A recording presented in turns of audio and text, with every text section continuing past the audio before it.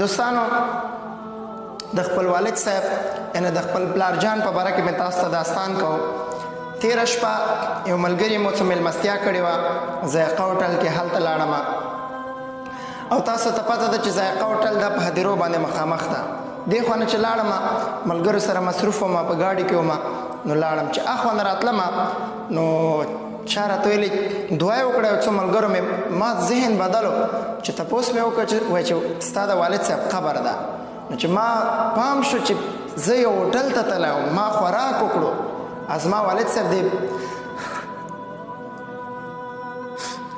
زلا دنیا لاړم در پاتې مې یادونه دي، خاورو سره خاورې مې نیمګړي ارمانونه دي. زلا دنیا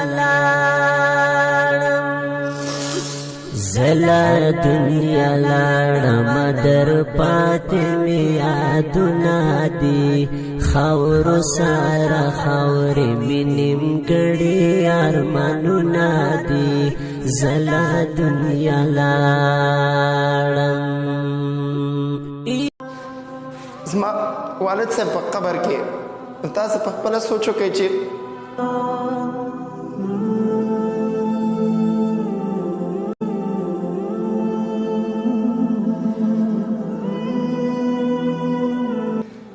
بخښنه غواړم ډېره زیاته د پلار مینه هغه د زوی دپاره ډېره زیاته په زړه کې اوسېږي. یو زوی نشي ښکاره کولی خپل پلار دپاره. خو تاسو ته ما همیشه ویلي دي کله چې د چا نه والد صاحب لاړ شي یا مور لاړ شي د پلار او مور قدر به هغه ته پته ولګېږي. نو زړه د تله تاسو ټولو ته وایم چې خپل د مور او خپل د پلار قدر دومره وکړئ چې پس له مرګه تاسو پښیمانه نه شئ. الحمدلله ما خپل د والد صاحب ډېر قدر کړی، ډېر احترام مو کړی ده. زه پرې پښیمانه نه یم، ډېر زیات خوشحاله یم چې موږ والد صاحب موږ نه خوشحاله تللی ده. موږ والد صاحب یو عالم شخصیت و، کله هم په موږ ګزار نه ده کړی، کله هم ګیله نه ده کړې ده. موږ والد صاحب بهترین او ځکه مو زړه ورپسې درد کوي. موږ والد صاحب په ژوند کې داسې یو کردار په لا اله الا الله محمد رسول الله قسم خورم قبلې ته مخامخ یم چې زه د خپل والد صاحب د صفت دپاره نه وایم، بلکې زه یې زوی یم. 15-16 کاله زما عمر تېر شوی چې ما د خپل والد صاحب د ټکي عمره غلطي نه ده کتلې. داسې شخصیت په دې جهان کې وسته. الحمدلله ثم الحمدلله موږ په کور کې د شرعي ژوند روان ده.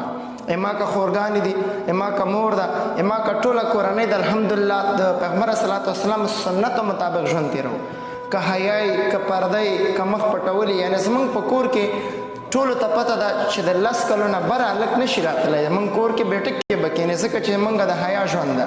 او دا ټول برکت د الله پاک د پیغمبر علیه صلات وسلام د شریعت د دین او زما د والد صاحب ده. که چیرې ما والد صاحب عالم نه وای خدای نه خواسته موږ به کېدی شي بې حیا ژوند تېروی د نورو په شانتې. داسې نه ډېر خلک بهترین شته دي، خو زه د خپل د کور هغه فضا تاسو سره شریکوم. کوشش وکړئ خپل ژوند ښایسته کړئ د پیغمبر صلوات وسلام په دین مطابق.